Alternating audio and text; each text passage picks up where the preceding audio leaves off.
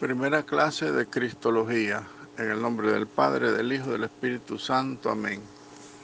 Ven a mí, Espíritu Santo, Espíritu de sabiduría, dame mirada y oído interior, para que no me apegue a las cosas materiales, sino que busque siempre las realidades del Espíritu. Ven a mí, Espíritu Santo, Espíritu de amor, haz que mi corazón siempre sea capaz de más caridad. Ven a mí, Espíritu Santo, Espíritu de verdad, concédeme llegar al conocimiento de la verdad en toda su plenitud. Ven a mí, Espíritu Santo, agua viva que lanza la vida eterna. Concédeme la gracia de llegar a contemplar el rostro del Padre en la vida y en la alegría sin fin. Amén. Bienvenidos todos, queridos hermanos, a esta primera clase de Cristología. Introducción general. Jesucristo es el centro y la culminación y la realización plena del plan de Dios. Pero ¿conocemos nosotros verdaderamente a Jesucristo? Podemos conocer su vida, su personalidad, aplicando la inteligencia iluminada por la fe, reflexionando sobre todo lo que ha dicho y enseñado, llegando a una visión teológica del misterio de su persona y de su obra salvífica. Esto es lo que nosotros nos proponemos en este pequeño curso, ¿verdad? Hacer Cristología. Esto es conocer a Jesucristo. Nosotros tenemos ya una cierta inteligencia sobre Jesucristo, una cierta formación como cristianos activos en nuestra iglesia. A esto, a hacer cristología, es a lo que se dedica la iglesia desde sus orígenes. Los padres de la iglesia de la antigüedad, los teólogos de todos los tiempos, de todas las culturas y todos los místicos.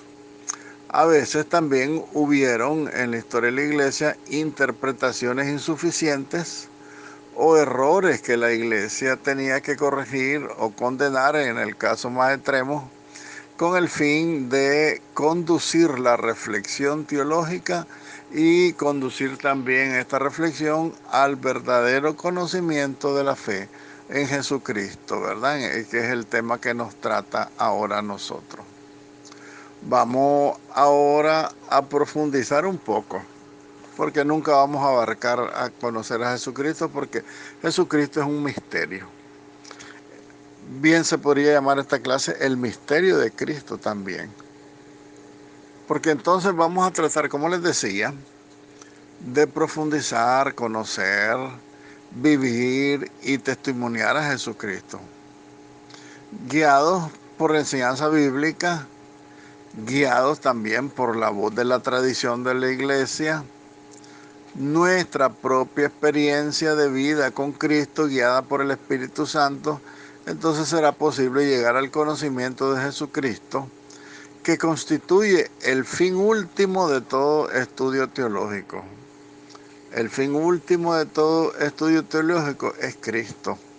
Toda la teología tiene que ser cristocéntrica, incluso la mariología, la escatología y todos los temas tienen que ser cristocéntricos.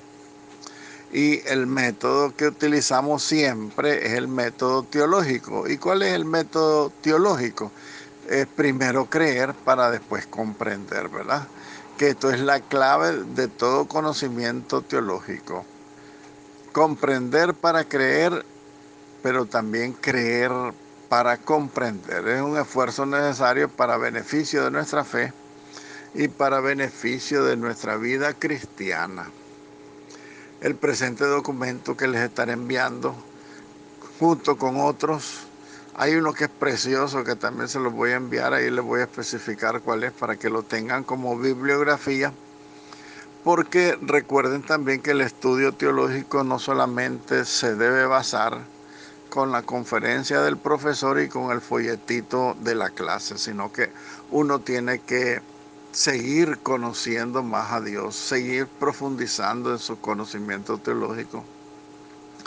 Tomar un hábito fuerte para toda la vida, yo lo he tomado y se lo pongo de testimonio, que es el autoestudio, la formación permanente, que todos nosotros tenemos que estar al día para que si el Señor nos convoca en algún momento a trabajar por Él, nosotros podamos tener recursos de donde hacer mano para hacer un buen trabajo. Recuerden que un mal trabajo para Cristo es quedar mal con Él. Este trabajo, este folletito, digámoslo así, que vamos a reflexionar en este momento, es un folletito muy bueno, les digo, no crean que es un folletito simple. Es muy bueno, bajado de la página de Mercaba, que ahí les mandé todita la bibliografía que podría tener una página tan importante como esta, que tiene muchos libros sobre teología, muchos comentarios, muchos escritos, muchos ensayos. Incluso hay una presentación en PowerPoint muy linda, ahí va también en esa guía que les envié. Dios quiera que la sepan aprovechar. Este tema lo vamos a dividir en 4 bloques grandes, ¿verdad? Pero cada bloque es grandísimo. Estos 4 bloques abordan, en primer lugar, la llamada, la cristología bíblica, ¿verdad? Partiendo de la espera del Mesías en el Antiguo Testamento, la expectación, podríamos decirle, del pueblo de Israel. La expectación es la espera, ¿no? La expectación del Mesías. Después los datos bíblicos del Nuevo Testamento que nos mostrarán la génesis de toda la reflexión teológica, ¿verdad? El nacimiento de toda la reflexión, porque los mismos apóstoles de Jesucristo, a pesar de que vivieron con Él, aunque sea poco tiempo, unos 3 años, ellos siguieron en el conocimiento de esta cristología que nunca será agotada, porque les repito, Jesucristo es un misterio, el misterio de Cristo. El segundo, pues el desarrollo del dogma cristológico, ¿verdad? Haciendo eco de los principales concilios, así como de la herejía, los actores de la herejía y los principales defensores de la verdad sobre Jesucristo. En tercer lugar, la cristología sistemática, o sea, lo que es teológico propiamente en Cristo, a la que se une la soteriología. Vamos a dar una definición básica de lo que es la soteriología, que es la afirmación básica de que Jesucristo es verdadero Dios y verdadero hombre, según la reflexión teológica, así como su obra salvífica a favor de los hombres y a favor de todos los hombres, a favor del hombre total también, que será el centro y el núcleo desarrollado, ¿verdad? Y finalmente el cuarto tema es una exposición de los diversos temas relacionados con Jesucristo, los temas cristológicos que se ofrece como propuesta ordenada y orgánica de las principales afirmaciones, pues, de la reflexión teológica sobre la santidad de Jesucristo, la libertad humana de Cristo, el alma humana de Cristo, el conocimiento de Cristo y la unión hipostática en el Señor Jesucristo, que es otro tema también que nosotros quisiéramos que quedara bien clarito. La unión hipostática, esa es una palabra que yo quiero que la anoten por aparte y hagamos una investigación fuerte sobre lo que es la unión hipostática. Porque en síntesis nosotros lo que sabemos es que es la unión de la naturaleza humana y la naturaleza divina en Jesucristo. Eso es todo lo que sabemos, pero tiene muchos elementos que son una maravilla teológica para que comprendamos cómo ese Dios infinito, ese Dios que no muere, que es eterno, se somete pues a la temporalidad, a la muerte, a la debilidad humana. Es una maravilla. La unión hipostática se las recomiendo que la profundicen. Nosotros vamos a tratar de profundizarlo un poco, pero hay tantos textos para leer que se van a dar cuenta que la divinidad de Jesucristo, la humanidad de Cristo, su libertad humana, eh, su corazón humano, su corazón divino, tantas cosas que yo creo que nos va a enamorar más de nuestro Señor Jesucristo. Finalmente, para concluir pues con la afirmación de que el camino para conocer a Cristo no concluye con este estudio que estamos haciendo aquí, con este texto y con estas reflexiones. Casi podríamos decir que más bien con esta primera clase, todo este estudio que vamos a realizar, este folleto, este material escrito, apenas se reinicia el conocimiento, el estudio de Jesucristo. Así pues entonces, queridos hermanos y hermanas, con el deseo de recorrerlo con docilidad en el Espíritu Santo, vamos a dar inicio pues con el primer tema propiamente dicho, ¿verdad? Abordando ya la cristología. La cristología bíblica, decíamos, se recuerdan al comienzo que es un poco la reflexión sobre lo que nos dice el Antiguo Testamento y de la expectación que tenía el pueblo de Israel en la espera del Mesías, ¿verdad? Ya el profeta Isaías hace unas revelaciones maravillosas. El Salvador, nuestro Señor Jesucristo, el Mesías, el Cristo del Señor. Acuérdense que los ángeles el día que nació Jesús le dijo a los pastores, ha nacido en la ciudad de David el Mesías, el Cristo, el Señor. Esas palabras tienen un significado también que yo quisiera que ustedes la tomaran y revisaran en un diccionario, en la misma computadora, en el mismo internet, qué significa la palabra Mesías, qué significa la palabra Cristo, qué significa el Salvador, porque son profundas estas palabras, no solamente el Mesías, el Mesías significa el ungido, es una cosa hermosísima que también deberíamos de retomar estas palabras, las palabras esenciales con las que se menciona Jesucristo, buscar contenido y van a ver el sabor que tienen espiritual, es una maravilla. Entonces, ¿verdad? Estamos reflexionando sobre la expectación que tenía el pueblo de Israel, ¿verdad? Ese Salvador esperado tenía un nombre para el Antiguo Testamento, es el Mesías, el que está consagrado para realizar el plan de Dios. Ese plan de Dios que ha proyectado desde siempre, desde antes incluso de la creación del mundo, para la salvación de la humanidad. Sus distintivos le serán revelados progresivamente al pueblo de Israel. O sea, los elementos que constituyen al Mesías, su origen divino, etcétera. Todas estas cosas que constituyen al Mesías, pues, ¿verdad? Son sus constitutivos, quiere decir esa palabra. Todos esos elementos que constituyen a Cristo mismo va a ser revelado de una manera progresiva al pueblo de Israel, este pueblo elegido, y se va a ir revelando, según el Antiguo Testamento, a través de todas las vicisitudes históricas, a través de todas las intervenciones proféticas, mediante un proceso que irá poco a poco perfilando un poco cada vez más a este Mesías que es rey, que es profeta y que es sacerdote, ¿verdad? Profundizar pues en los elementos que constituyen al Mesías es una maravilla que Dios se la fue revelando progresivamente al pueblo de Israel.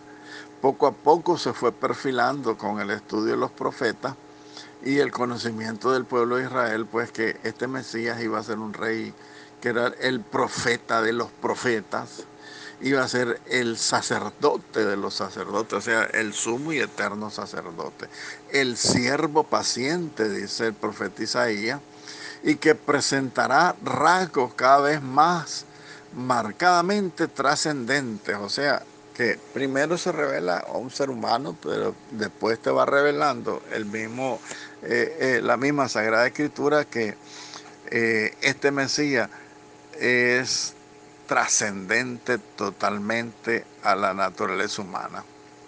A esta revelación progresiva que hace Dios a su pueblo de Israel responde, ¿verdad?, por parte del pueblo de Israel, esa espera ininterrumpida e impaciente del libertador, de ese liberador que Dios enviará a su pueblo.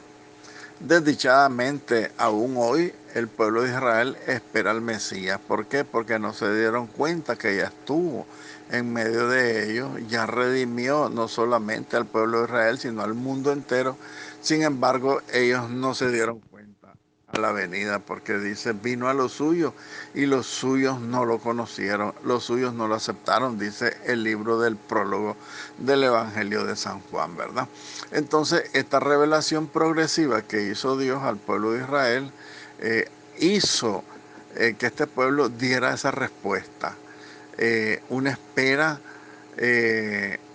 intensa, una espera deseadísima y una espera totalmente ininterrumpida, porque si ustedes ven la historia de la salvación en el Antiguo Testamento, se darán cuenta que el pueblo de Israel siempre, desde siempre y para siempre, añoró esa venida del Mesías, ¿verdad?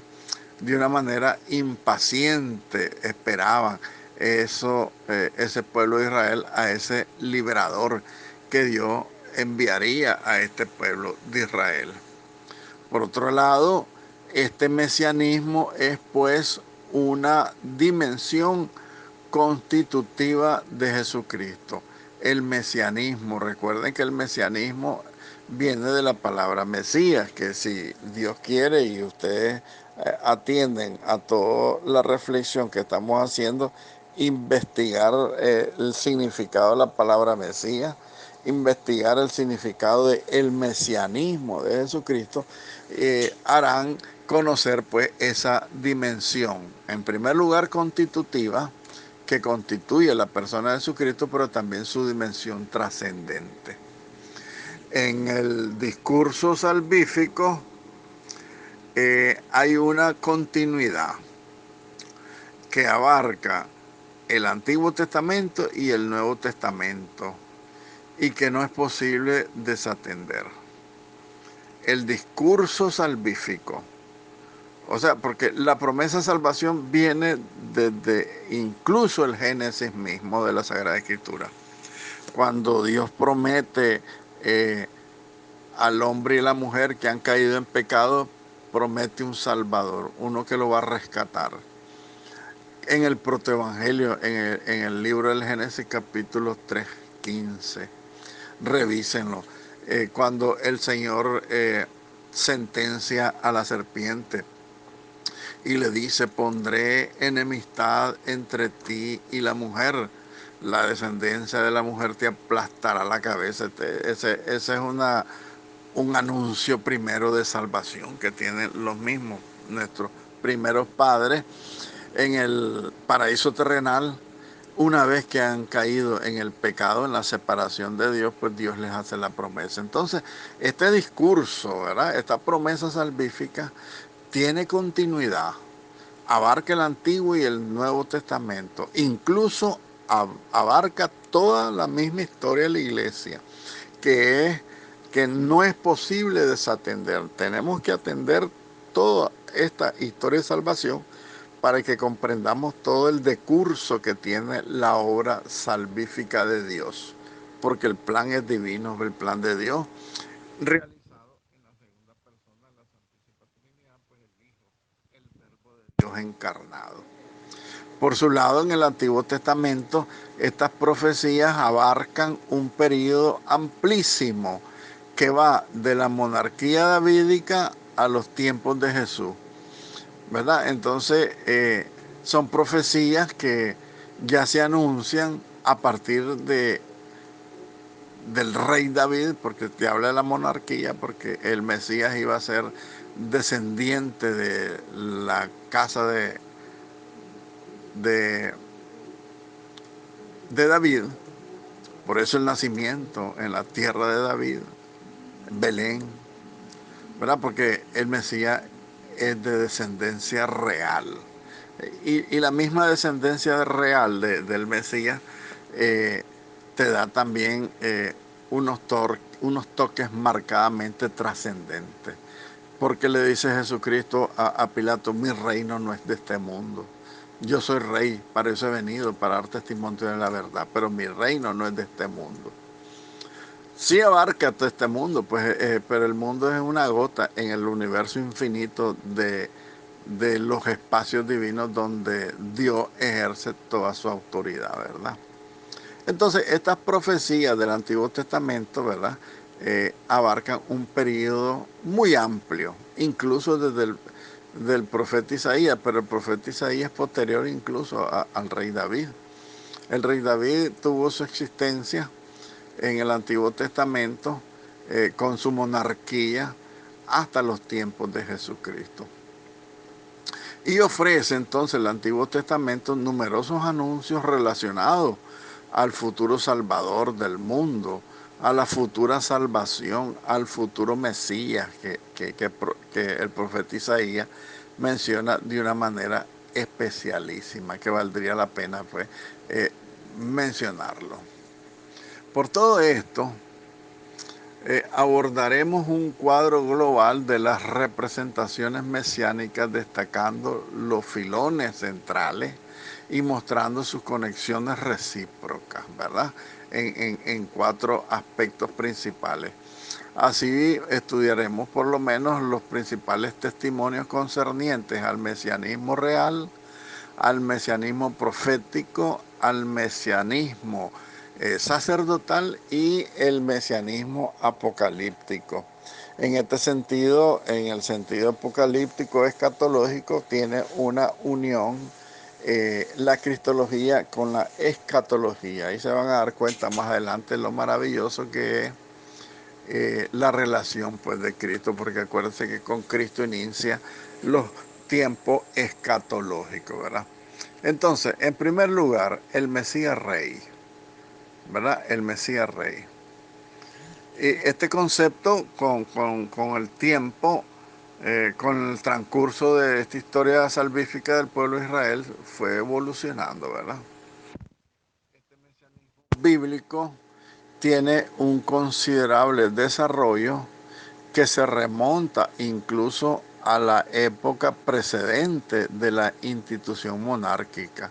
O sea, antes de que comenzara el tiempo de los reyes, digámoslo así, en el pueblo de Israel, ¿no?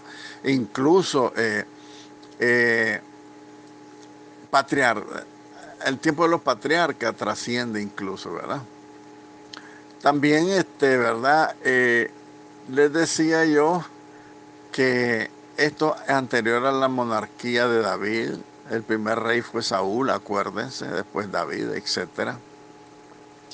Pues se habla también de mesianismo pre-israelítico, pre-patriarcal, o sea, antes de los patriarcas. Acuérdense que el primer patriarca es Abraham, nuestro padre en la fe, que a partir de Abraham es que Dios se elige un pueblo, se escoge un pueblo, se funda un pueblo con la familia misma de Abraham, el primer patriarca, nuestro padre en la fe.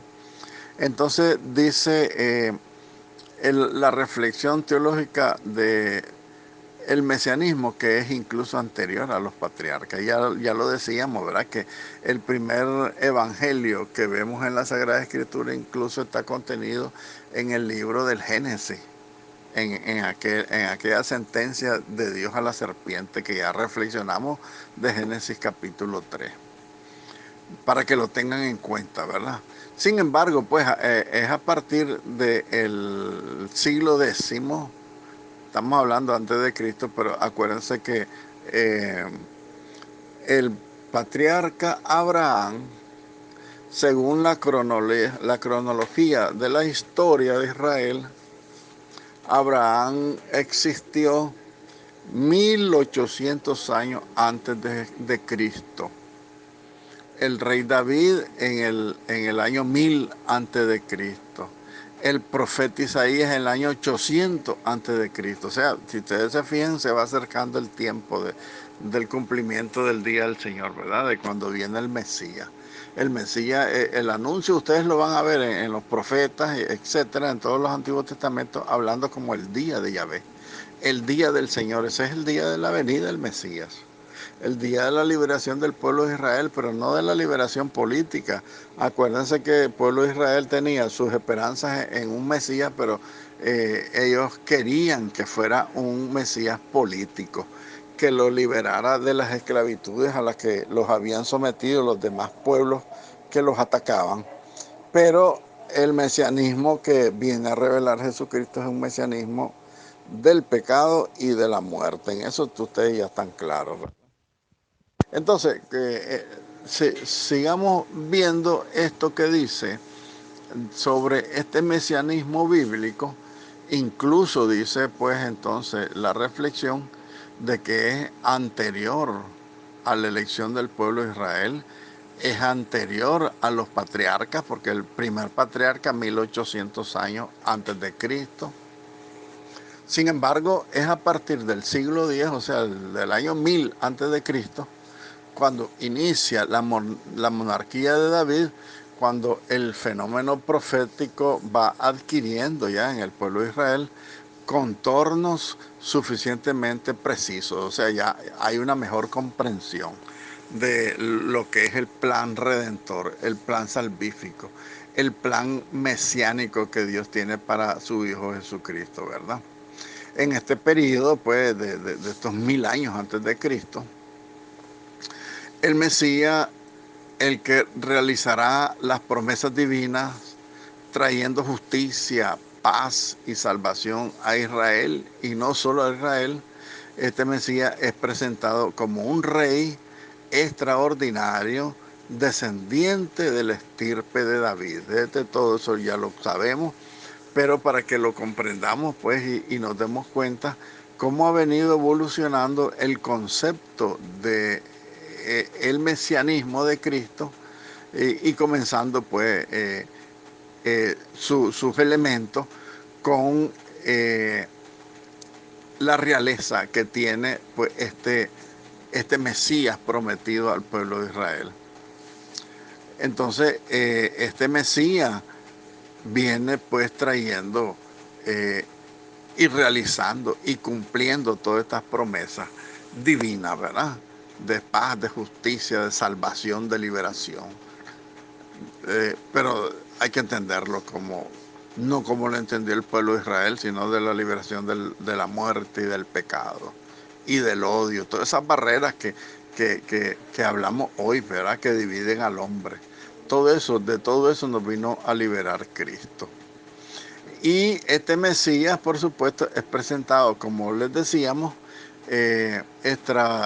un rey extraordinario, un rey descendiente del rey David.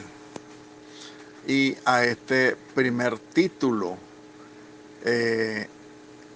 este título es referido al Mesías Rey. Al principio, pues, el título es referido al Rey, visto como el consagrado por el Señor para realizar la alianza, para transmitir las bendiciones divinas, pero luego el Rey es simplemente la figura del futuro Mesías, ¿verdad? Entonces, el concepto de Rey también habría que analizarlo, porque los profetas consagraban a los reyes del pueblo de Israel. Por eso dice, pues, que este rey tiene una especial consagración para realizar la alianza con Dios, el pueblo y Dios, ¿verdad? Para transmitir las bendiciones de Dios al pueblo de Israel. Pero este título de rey, pues, se le irá aplicando también poco a poco a la figura del futuro Mesías, ¿verdad?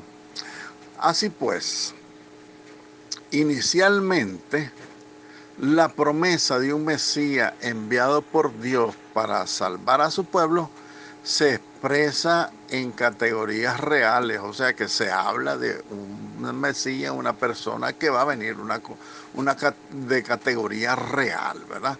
El primer anuncio en este sentido de que es real este Mesías que va a venir, que va a nacer del mismo pueblo de Israel, ese primer anuncio es el del profeta Natán en el segundo libro de Samuel, que acuérdense que Natán en tiempos de David, ¿verdad? Eh, el segundo libro de Samuel, capítulo 7, en el que Dios promete pues a David, a través del profeta Natán, le promete un reino duradero, a cuyo frente estará un descendiente suyo, un descendiente de David. Entonces, al rey David se le reconoce el papel de lugarteniente de Dios. Y no solamente al rey David, todo rey de Israel se le considerará, se le reconocerá ese papel de lugarteniente de Dios, que es el representante incluso de Dios, ¿verdad? Según lo indica el título de siervo. Y sobre todo el rito mismo que tiene la unción real que hacía el profeta al que iba a ser el rey de Israel. Entonces, que parece tener un carácter religioso, incluso esta consagración, y que hace del rey un garante de la alianza. Y esto es importante entonces en la consagración de un rey, no perder de vista el carácter religioso de esta consagración y también no perder de vista que ser el lugarteniente de Dios es aquel que va a ser el garante de que Dios cumplirá sus promesas en cuanto a esta alianza pues que se establece entre Dios y el pueblo de Israel. Por su lado, los salmos tienen un eco en la espera de un Mesías rey y que se escucha claramente en algunos de estos salmos reales. Se habla de salmos reales porque eran salmos del rey. Real es de la realeza, no de la realidad, sino de la realeza. Entendamos entonces esta reflexión de que estos salmos de la realeza, Salmo 88, Salmo 2, incluso el Salmo 110, etcétera. Aquí te lo menciona. El Salmo 71 también te menciona algo de esto para que cuando ustedes tengan el texto revisen, cuando estudien este párrafo, revisen qué es lo que dicen estos salmos, ¿verdad? Y lo que dicen en síntesis es que resuena en los salmos, te habla del eco, de la espera, ¿no? Y eso es que resuena en el alma del pueblo de Israel esta espera del Mesías Rey, ¿verdad? Que estos salmos lo mencionan de una manera clarísima, esta realeza pues de ese Mesías prometido, en que se hace referencia a una misión especial confiada a ese Rey Mesías, pero sin definir su entorno. Solamente se habla de que el Mesías será rey, descendiente de la casa de David, etc. No se mencionan sus entornos, porque incluso después en otros textos se dirá que el Mesías no se sabe de dónde vendrá, según estos libros pues, del Antiguo Testamento. No se definen, por lo tanto, detalles, digamos así, los salmos no definen detalles del entorno de la venida del Mesías, ¿verdad? En los textos recordados solo se habla entonces de estos salmos que mencioné, solo se habla de la instauración de un reino que durará para siempre. Y en otra parte del Salmo 71 también dirá que será un reino de justicia y de paz, ¿verdad? Todo lo que hemos señalado, ¿verdad? Trae justicia, paz, salvación, libertad, la destrucción del muro del odio, todo lo que se habla pues de Jesucristo, del Mesías en el Antiguo Testamento. Entonces Salmo 71 dirá eso, que el reino de este Mesías Rey será un reino de justicia y de paz. ¿Qué dirá el profeta Isaías. El profeta Isaías habla que el contenido de la misión de este Mesías y de la figura de este rey Mesías destacarán con mayor claridad, comenzando pues con las profecías de Isaías. Muy bien. El primer indicio de la nueva orientación que el profeta Isaías quiere darle, según revelación de Dios a él, sobre este Mesías, pues se encuentra en el capítulo 7 de Isaías, con la profecía del Emmanuel. Y esto ya trasciende un poco la humanidad de Cristo, la humanidad del Mesías, porque primero se habla de un Mesías hombre, pero aquí está hablando de un Mesías Dios. Porque recuerden el significado de la palabra Emmanuel, pues, ¿verdad? El Dios con nosotros. En esta profecía del Emmanuel se anuncia el repudio de la casa de Israel, pero prometiendo a la vez el nacimiento de un niño con el que estará Dios, y que la misión de este misterioso personaje la describirá el profeta reiteradamente en el transcurso pues de su profecía. Recuerden que la profecía de Isaías es enorme, más de 60 capítulos, dividido en 3 Isaías, Isaías 1, Isaías 2, el tercer Isaías, etcétera. Por lo grande, entonces en el transcurso de su profecía, pues él irá revelando la misión de este misterioso personaje, que es rey, que es libertador, que tendrá un reino de justicia, de paz, de libertad, pero también es Emmanuel, que también estará Dios entre nosotros cuando venga ese Mesías. Entonces la revelación de Isaías en ese sentido es maravillosa, porque él irá reiterando al pueblo de Israel pues que este personaje a quien él está revelando que vendrá el día del Señor pues es el Emmanuel, el Mesías, en el sentido propio de cada una de estas palabras. El Mesías tiene una gran gama de comprensión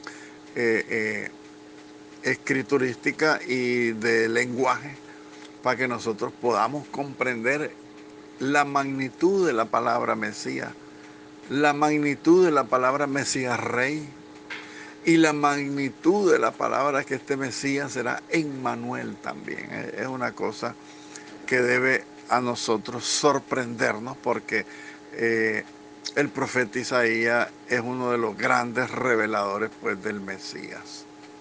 Sin embargo, está Jeremías y Ezequiel.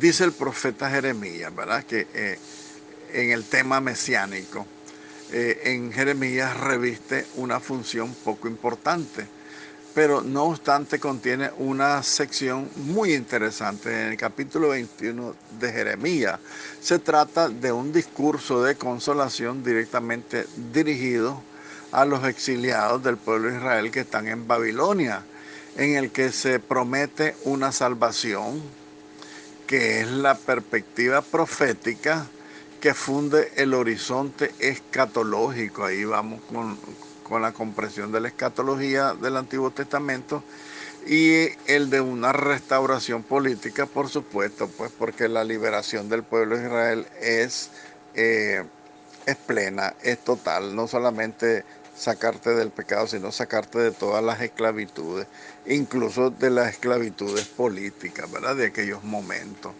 Porque era necesario. Además, recuerden que en el Antiguo Testamento se dan realidades que ciertamente influyen en nuestras realidades, pero que por eso son verdaderos acontecimientos salvíficos, porque te salvan del pecado y la muerte, pero te liberan de las esclavitudes humanas para que puedas ser libre, pero no solamente por la libertad humana, sino para la libertad de los hijos de Dios, para que seas libre para servir al Señor, ¿verdad?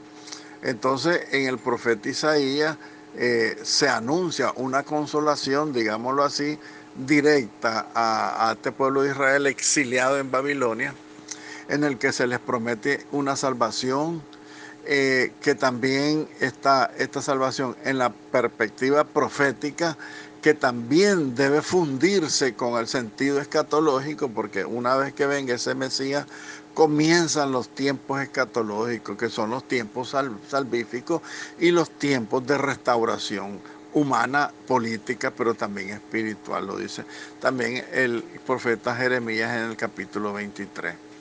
Entonces, la atención parece dirigir aquí Jeremías en el capítulo 23 a un rey mesiánico ideal que aparecerá en los últimos tiempos y será portador de paz y bienestar. Miren ustedes, entonces ya el profeta Jeremías establece una escatología del presente. Acuérdense que la escatología antigua del pueblo de Israel era una escatología de futuro, pero ya Jeremías hace entender al pueblo de Israel que su liberación es ya en cuanto el Mesías esté en medio de su pueblo.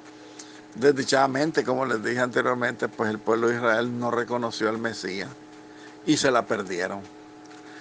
Eso es lo más triste de todo, se la perdieron, porque te imaginas todo un pueblo adorando a su Emmanuel.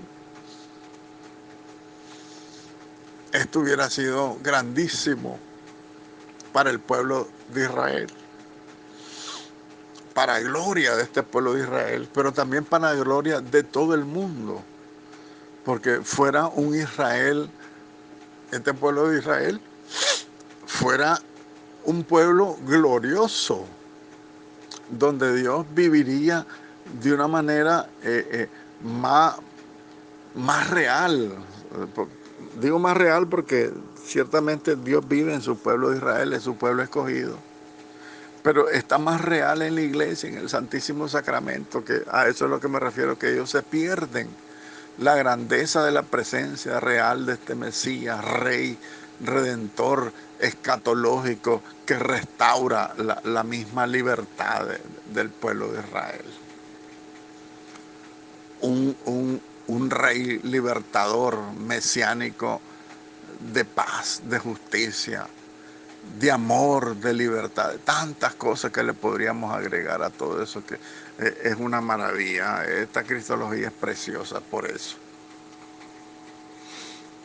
Ezequiel, por su lado, tiene un carácter, la profecía de Ezequiel pues tiene un carácter marcadamente escatológico, que se encuentra también en este rey Mesías anunciado por este Ezequiel, ¿verdad? Él lo presenta como un pastor ideal, imagínate, aparte de que es rey, que es libertador, que es redentor, es pastor. La palabra pastor viene de la palabra padre, ¿verdad? Entonces el profeta Ezequiel lo presenta como un pastor ideal que cuidará a las ovejas de Israel, como el mismo Cristo lo dijo: no hay mayor amor que el que da la vida por sus amigos. Se trata entonces de un texto decisivo en el que el profeta Ezequiel habla de un rey ideal, ¿verdad? Un rey futuro ideal, pero que es un representante de Dios. Es Dios mismo, diría Dios, porque el profeta Isaías dijo que era el Emmanuel, ¿verdad? Que es en realidad el verdadero soberano. Dios es el verdadero soberano de toda la humanidad, de todo el mundo creado, de toda la naturaleza creada, de todo el universo. Él es el verdadero soberano. Ave María, gracia plena, Dominus tecum, benedicta tui mulieribus, benedictus fructus ventris tui, Jesús. Santa María, Mater Dei, ora pro nobis peccatoribus, nunc et in hora mortis nostre. Amén.